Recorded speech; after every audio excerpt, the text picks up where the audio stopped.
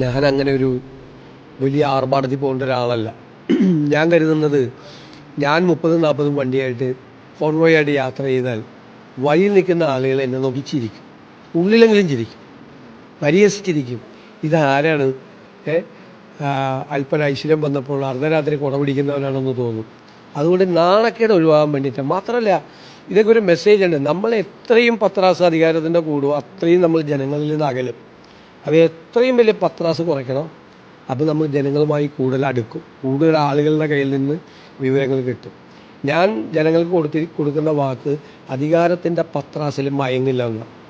അത് മയങ്ങിപ്പോയാൽ എനിക്കൊന്നും ചെയ്യാൻ പറ്റില്ല. അതുകൊണ്ട് ഞാൻ മനഃപൂർവ്വം നിർബന്ധിച്ച് പറഞ്ഞതെല്ലാം ഒഴിവാക്കാൻ നോക്കുകയാണ്. പോലീസ് നേരിടുന്ന വലിയ പ്രശ്നമാണ്. കാരണം മുഖ്യമന്ത്രിക്ക് Z+ കാറ്റഗറിയാണ്, വലിയ സെക്യൂരിറ്റി സംവിധാനം ആവശ്യമുള്ളതാണ്. പക്ഷേ ഞാനത് അനുവദിക്കില്ല.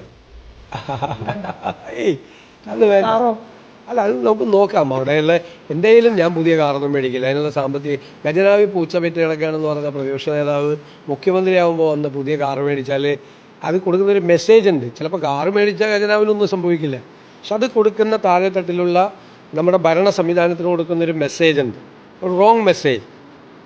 ഞാനങ്ങനെ ഏറ്റവും വലിയ അങ്ങനത്തെ ഉള്ളത് വെച്ച് പോവാം. അത് ഏത് വണ്ടിയാണ് ഉള്ളതെന്ന് വെച്ചാൽ, ഏത് വണ്ടിയാണ് അവൈലബിൾ എന്ന് വെച്ചാൽ ആ വണ്ടി പോകും. പുതിയ വണ്ടിയൊന്നും മേടിക്കില്ല.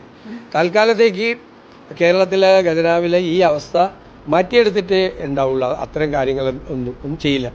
ഉള്ള സംവിധാനം വെച്ച് അങ്ങ് പോകും. അത് മതിയെന്നേ.